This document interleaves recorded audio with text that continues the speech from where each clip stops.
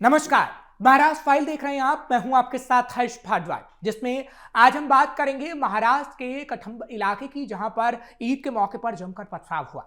बात होगी अशोक खरात यानी भोंदू बाबा की कि कैसे बड़े बड़े राजनेता उसके चरणों में पड़े रहते थे। बात करेंगे धर्मांतरण कानून की भी, जिसे हरी झंडी मिली, और बात रोहित शेट्टी के घर के फायरिंग मामले की भी होगी, जिसमें तगड़ा एक्शन हुआ। और संजय राउत ने आखिर क्यों रुपए की गिरावट को लेकर प्रधानमंत्री नरेंद्र मोदी को निशाने पर लिया और किस तरीके से हुआ पलटवार, वो सब आज हम आपको दिखाएंगे। लेकिन उससे पहले एक नजर टॉप हेडलाइन पर। दिन दहाड़े पथराव से दहला महाराष्ट्र का कठंब, रमाई चौक पर दो गुटों की झड़प में कई घायल, पुलिस अलर्ट। यौन शोषण में घिरे नासिक के अशोक खरात भोंदू बाबा को लेकर बड़े खुलासे, नेताओं के साथ तस्वीरों पर मचा हड़कंप। धर्म बदला तो अब जेल, फडणवीस सरकार ने धर्म स्वतंत्रता अधिनियम 2026 को दी हरी झंडी। रोहित शेट्टी के घर पर हुई फायरिंग मामले में एक्शन, नागरा की गलियों में छिपा था शूटर, एसटीएफ ने बिछाया ऐसा जाल कि हिल गया लोडकर गैंग। रुपए की गिरावट पर संजय राउत का केंद्र सरकार पर बड़ा वार लगाए पड़े आरोप, बीजेपी ने किया पलटवार। खबरों की शुरुआत महाराष्ट्र की उस खबर से करते हैं जिसको लेकर हंगामा मचा हुआ है। दरअसल महाराष्ट्र के धाराशिव से एक बार फिर हिंसा भड़कने की खबर सामने आई है। जिले के कठंब शहर में शनिवार 21 मार्च की शाम रबाई चौक इलाके में दो गुटों के बीच हिंसक झड़प हो गई, जिसकी चिंगारी आज भी सुलग रही है और आग का रूप ले चुकी है। इस झड़प के दौरान जमकर पथराव हुआ, जिसमें दोनों पक्षों के करीब 5 से 6 लोग घायल हो गए हैं। दिन दहाड़े हुई इस घटना से इलाके में अफरा तफरी का माहौल बन गया है और इस वक्त तनाव साफ तौर पर देखने को मिल रहा है। दरअसल ईद का मौका था, लोग त्योहार में मग्न थे, तभी कठंब के रमाई चौक में अचानक दो गुट आमने सामने आ गए और देखते ही देखते छोटा सा विवाद हिंसा में बदल गया। पथराव इतनी तेजी से हुआ कि आसपास मौजूद लोग सुरक्षित जगहों की ओर भागने लगे। घटना के समय बाजार क्षेत्र में भीड़ होने से स्थिति और अधिक गंभीर हो गई। दोनों गुटों के बीच हुए पथराव के पीछे की असली वजह तो अब तक साफ नहीं हो पाई है। मिली जानकारी के अनुसार पुलिस शुरुआती जांच में कई एंगल से मामले को देख रही है। स्थानीय स्तर पर आपसी विवाद या पुरानी रंजिश की आशंका जताई जा रही है। स्थानीय लोगों द्वारा बताया जा रहा है कि पिछले 1 महीने में ये चौथी घटना है। लगातार हो रही हिंसक घटनाओं से इलाके के लोगों में डर का माहौल और असुरक्षा का माहौल है। स्थानीय लोगों का आरोप है कि पुलिस समय रहते हालात पर काबू पाने में अक्षम रहती है। घटना के बाद पुलिस ने मौके पर पहुंचकर स्थिति को नियंत्रित में किया है। इलाके में अतिरिक्त पुलिस बल की तैनाती भी कर दी गई है और निगरानी भी बढ़ाई गई है। फिलहाल पुलिस पूरे मामले की जांच में जुटी हुई है और दोषियों की पहचान की जा रही है। अब बात होगी भोंदू बाबा की, यानी कैप्टन भोंदू बाबा, अशोक खरात, इन तीनों नामों की पूरे महाराष्ट्र में चर्चा हो रही है। तो वहीं सियासी हलकों में भी यौन शोषण के आरोपों में घिरे तथाकथित ज्योतिषी और अंकशास्त्री को लेकर हड़कंप मचा हुआ है। अब तक भोंदू बाबा के साथ कई बड़े नेताओं की तस्वीरें सामने आ चुकी हैं। मायावती सरकार ने भोंदू बाबा के काले कारनामों की जांच तेज तर्रार आईपीएस तेजस्विनी सातपुते को सौंप दी है। एसआईटी की जांच जैसे जैसे आगे बढ़ रही है, वैसे वैसे कई बड़े खुलासे हो रहे हैं। कहा जा रहा है कि क्राइम ब्रांच के अरेस्ट करने के बाद भोंदू बाबा ने मौन व्रत कर लिया है। इससे पुलिस को पूछताछ में दिक्कत आई है। एसआईटी पता कर रही है कि मर्चेंट नेवी का एक सेलर आगे चलकर कैसे कैप्टन से रसूखदार ज्योतिष बन गया। नासिक के सरकारवाड़ा पुलिस स्टेशन में 35 साल की एक महिला ने एफआईआर दर्ज कराई थी। महिला ने आरोप लगाया कि खरात ने खुद को दैवी शक्तियों वाला बताकर उसका भरोसा जीता। फिर उसने उसे शहर में अपने दफ्तर बुलाया और नशीली ड्रिंक पिलाने के बाद उसके साथ यौन उत्पीड़न किया गया। महिला का आरोप है कि यह शोषण 2022 से दिसंबर 2025 तक चलता रहा। अशोक खरात के खिलाफ दर्ज एफआईआर में कई और बातें भी कही गई हैं, यानी बड़े खुलासे हो रहे हैं। महिलाओं को अपने जाल में फंसाने के लिए वो कहता था कि मैं कृष्ण का अवतार हूं और तुम पिछले जन्म में मेरी आराधा थी। पहले खरात महिलाओं के सिर पर तांबे का लोटा रखकर उनके कान के पास मंत्र पढ़ने का नाटक करता था। इससे पहले महिलाओं को पेड़ा और कड़वा नमकीन स्वाद वाला पानी पिलाया जाता था, जिसके बाद उन पर नशा छाने लगता था और फिर ढोंगी बाबा अपनी अश्लील हरकतों को अंजाम देना शुरू कर देता था। मर्चेंट नेवी में नौकरी से खुद गॉडमैन बने अशोक खरात की अब तक 200 करोड़ से अधिक संपत्ति होने का खुलासा हो चुका है। कांग्रेस ने अशोक खरात को महाराष्ट्र का आसाराम करार दिया है। अशोक खरात की नासिक के पर्थुड़ी में 30 एकड़ जमीन होने की बात सामने आई है। यह सामने आया है कि अशोक खरात का प्रभाव इसलिए बढ़ा क्योंकि उससे मिलने वालों की लिस्ट बड़े लोगों में शामिल थी, यानी बड़े नेता उसके पांव में पड़ते थे। नेता और अफसर अंक ज्योतिष पर भरोसा करते हुए सरकारी अधिकारी पदोन्नति, पोस्टिंग और करियर से जुड़े मामलों पर खराज से सलाह लेने आते थे। अशोक खरात को नासिक पुलिस ने एक 28 साल की महिला की शिकायत के बाद गिरफ्तार किया है। आरोप है कि उसने महिला को नशीला पदार्थ देकर लंबे समय तक उसका यौन शोषण किया।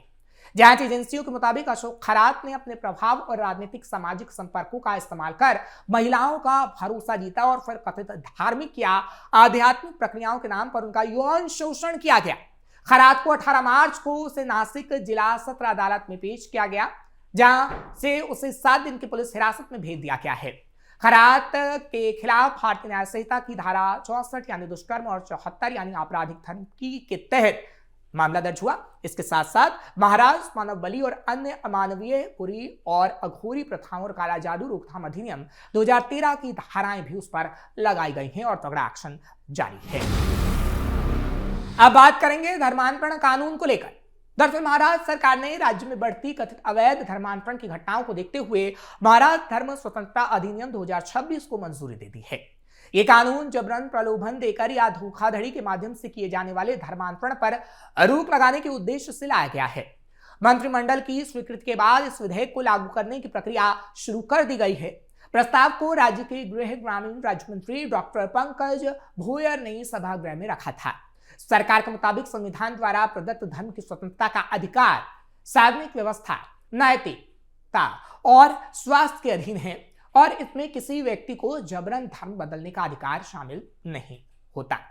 हाल के सालों में राज्य में कमजोर वर्गों पर दबाव, लालच या विवाह के माध्यम से धर्मांतरण के मामलों में वृद्धि देखी गई, यानी बड़ी तेजी से धर्मांतरण हो रहा था, जिससे सामाजिक सद्भाव पर असर पड़ रहा था। महाराष्ट्र में प्रस्तावित धर्म स्वतंत्रता कानून और विधेयक का पूरे राज्य को इंतजार था। उसे बनाने का साहस मुख्यमंत्री देवेंद्र फडणवीस के नेतृत्व में दूरदर्शिता वाली सरकार ने ही दिखाया। उन्होंने स्पष्ट किया कि यह कानून विशेष रूप से जबरन धर्मांतरण की घटनाओं को रोकने के उद्देश्य से लाया गया है। इसके अलावा ऐसे मामलों में शामिल संस्थाओं की मान्यता रद्द की जा सकती है। सभी अपराध संज्ञेय और गैर जमानती होंगे और उनकी सुनवाई सत्र न्यायालय में की जाएगी। कानून में यह भी प्रावधान किया गया है कि अवैध धर्मांतरण से प्रभावित व्यक्ति को भरण पोषण, बच्चों की अभिरक्षा और पुनर्वास सहायता का अधिकार मिलेगा। राज्य सरकार का कहना है कि यह कानून सामाजिक संतुलन बनाए रखने और नागरिकों के मौलिक अधिकारों की रक्षा के लिए लाया गया है। सरकार किसी भी नागरिक के अधिकार छीनने का काम बिल्कुल भी नहीं कर रही है, जैसा कि विपक्ष आरोप लगा रहा है। इस अधिनियम के तहत जबरन, धोखे से या प्रलोभन देकर धर्मांतरण करना, करवाना या उसमें सहयोग करना दंडनीय अपराध होगा।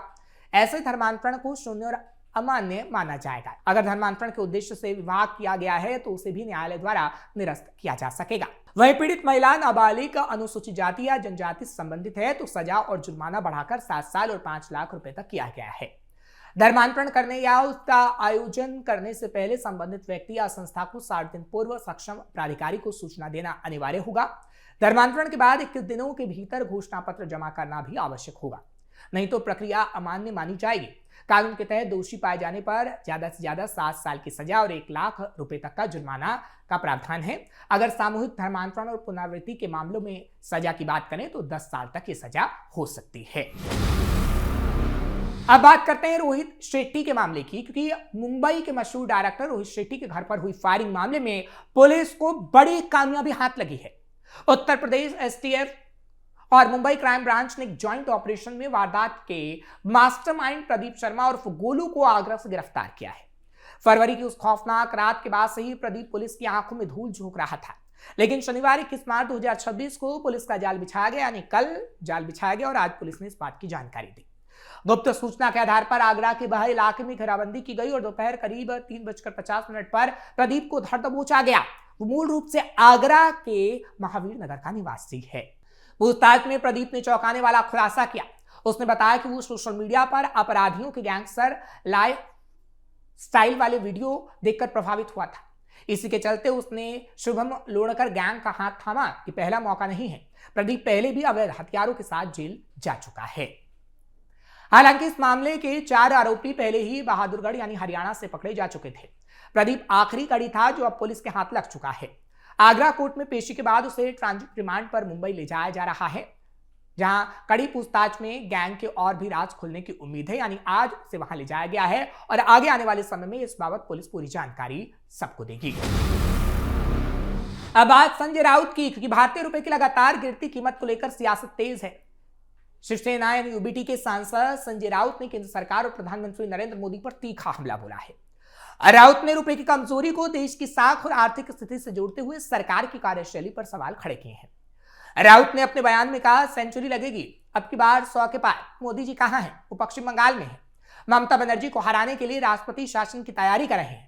पीएम मोदी और अमित शाह पश्चिम बंगाल में खेला करने की कोशिश कर रहे हैं और रुपये की कीमत गिरती जा रही है, उस पर कोई ध्यान नहीं। मोदी कहते थे कि जब रुपए की कीमत गिरती है तो देश की प्रतिष्ठा गिरती है। अब क्या गिर रहा है? मोदी जी ये क्यों नहीं बता रहे? सांसद संजय राउत ने कहा, सरकार चुप है और चुप ही रहेगी। जब रुपया गिरता है तो सिर्फ मुद्रा ही नहीं गिरती, बल्कि देश की साख और प्रतिष्ठा भी गिरती है। जिस तरह भारत की अर्थव्यवस्था कमजोर हुई है और जिस तरह रुपया दिन ब दिन गिर रहा है। उन्होंने प्रधानमंत्री पर तंज कसते हुए कहा, मुझे लगता है कि नरेंद्र मोदी अब देश का नेतृत्व करने में सक्षम ही नहीं है। हाँ, आज युद्ध है, लेकिन क्या कल युद्ध था? रुपया गिरना ठीक उसी समय शुरू हुआ जब नरेंद्र मोदी प्रधानमंत्री बने। रुपये की गिरावट को लेकर विपक्ष लगातार सरकार को घेर रहा है। संजय राउत का यह बयान ऐसे समय में आया है जब देश में आर्थिक मुद्दों पर बहस तेज है। आने वाले दिनों में इस मुद्दे पर राजनीतिक बयानबाजी और तेज होने के आसार हैं। फिलहाल महाराष्ट्र फाइल में आज के लिए बस इतना ही। आपको ये खबर कैसी लगी कमेंट सेक्शन में जरूर बताएं। खबर को लाइक शेयर करें। कैपिटल टीवी को सब्सक्राइब करना मत भूलिएगा।